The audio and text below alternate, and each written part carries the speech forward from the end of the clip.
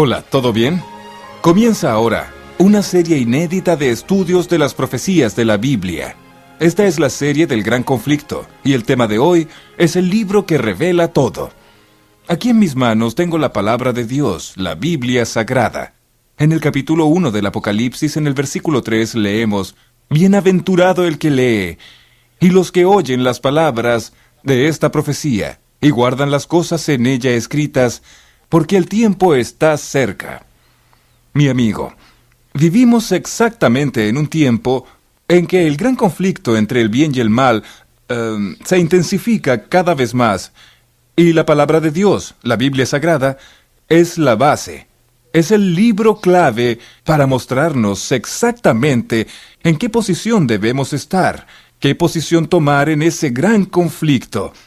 Por ejemplo, para que usted tenga éxito y sea victorioso en esa guerra entre el bien y el mal, es preciso conocer algunas cosas importantes sobre la Biblia. La Biblia Sagrada tiene 66 libros, siendo 39 del Antiguo Testamento y 27 del Nuevo Testamento. Ella fue escrita por aproximadamente 40 personas en un período de aproximadamente 1600 años. Ella ya fue escrita originalmente en 3 lenguas, en la lengua hebrea, en la lengua griega y en la lengua aramea. Y este libro sagrado tiene como autor a nuestro Dios. Él dejó este sagrado libro para que nosotros pudiésemos conocer su voluntad y para que pudiésemos también saber la revelación de Él para nuestra vida, en este contexto de lucha entre el bien y el mal. Acompáñeme ahora, que tengo algo muy importante para mostrarle. Por ejemplo, la Biblia Sagrada está subdividida en 5 pequeñas partes. La primera parte es historia. La segunda es poesía. La tercera, profecía. La cuarta, evangelios. Y la última, cartas. Vamos a analizar una a una. Por ejemplo, historia. Los libros históricos de la Biblia comienzan en Génesis y van hasta el libro de Esther, incluyendo el libro de Hechos de los Apóstoles que se encuentra en el Nuevo Testamento. La parte histórica de la Biblia, aproximadamente 90% de lo que está escrito allí, se entiende como se lee, y apenas 10% más o menos fue escrito en un lenguaje simbólico, profético. Entonces, entienda bien, la parte histórica de la Biblia son los libros que registran las historias de la creación, la historia de Adán y Eva, la historia de la caída, la historia de David y Goliat, de Sansón y Dalila, del pueblo de Israel, los libros históricos. Esta es la primera parte de la Biblia. La segunda es poesía. La poesía son los libros que fueron escritos en un lenguaje poético. Por ejemplo, tengo aquí Job, Salmos, Proverbios, Cantares, o sea, Cantar de los Cantares, y también el libro de Eclesiastés. Esos libros son poéticos, y de todos ellos la poesía más conocida se encuentra en Salmos, que es el Salmo 23, ¿recuerda? Jehová es mi pastor, nada me faltará. Son los libros poéticos de estos. Aproximadamente 85% de lo que está escrito allí se entiende también como se lee, y aproximadamente 15% en un lenguaje también simbólico, figurativo. La tercera parte es la parte de la profecía, que envuelve el libro de Apocalipsis y también el libro de Daniel. La parte profética comienza en Isaías, va hasta Malaquías y, repito, incluye el Apocalipsis y también el libro de Daniel. Esos libros proféticos son los libros que presentan de forma más clara, de forma bien contundente, ese gran conflicto entre el bien y el mal. ¿Entiende? Y aquí es bueno que preste mucha atención. Tengo aquí las informaciones bien actualizadas sobre todo eso. Por ejemplo, el libro de Apocalipsis es el libro más difícil de entender, y también el libro de Daniel. Pero existen otros libros proféticos, como acabé de mencionarle a usted. Esta es la tercera parte de la Biblia, y 95% de la profecía no se entiende cómo se lee. Vea, los libros históricos y poéticos, si usted lee en esos libros, agua es agua tal cual. Si usted lee mujer, es mujer tal cual. Viento también es eso mismo. O sea, se entiende cómo se lee, pero en la profecía no se entiende cómo se lee. Agua significa otra cosa, mujer significa también otra cosa, y así sucesivamente. La cuarta parte de la Biblia es la parte de los evangelios. Los evangelios son 4. Mateo, Marcos, Lucas y Juan. Esos libros narran la vida de Jesús desde su nacimiento, también su sacrificio, su muerte y su resurrección, y hablan también de la vuelta de Jesús. En el caso de los evangelios, 85% de ellos se entiende como se lee, y aproximadamente 15% es lo que la Biblia presenta como parábola. Son las parábolas. Y la última parte, las cartas o epístolas, que comienzan en Romanos y van hasta Judas, recordando que ese Judas no es Iscariote, sino otro Judas.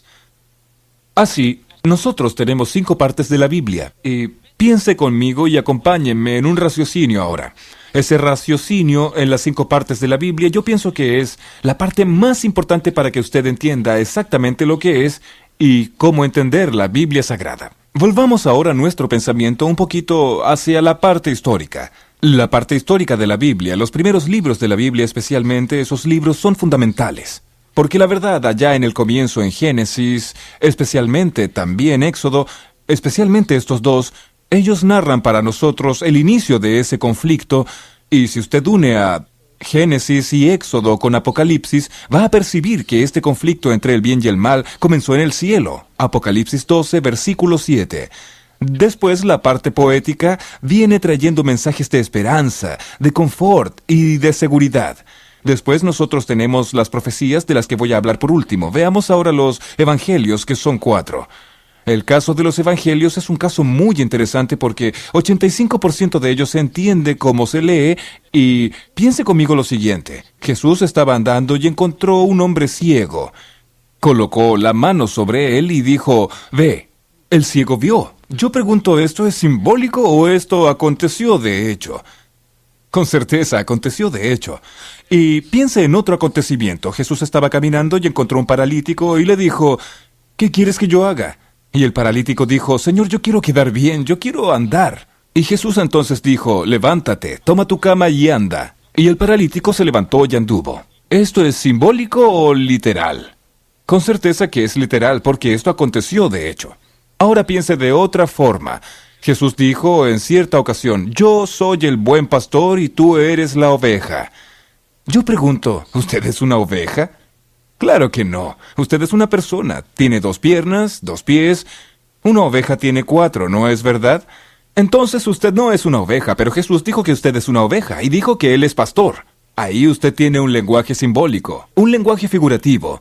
Jesús también mencionó y advirtió con respecto al trigo y la cizaña. El trigo son las personas fieles y la cizaña son las personas infieles. Ahí usted percibe otro lenguaje simbólico. Claro que usted no es trigo y usted tampoco es cizaña, pero estas palabras revelan la característica o características de aquellos que son fieles y de aquellos que son infieles. Así usted percibe que los evangelios, 85% se entienden como se leen y 15% no se entiende como se lee, son las parábolas. Y las cartas también. Las cartas o epístolas, 90% se entiende como se lee y 10% no.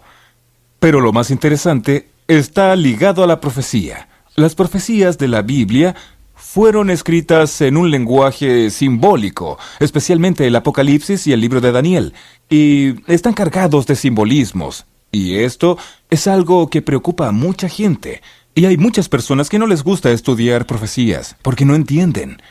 Vamos a observar algunas cosas de las profecías. Abra su Biblia ahí. Yo voy a abrir la mía aquí también para dar un ejemplo. Veamos Apocalipsis capítulo 7, el versículo 1. Aquí dice... ¿Abrió su Biblia?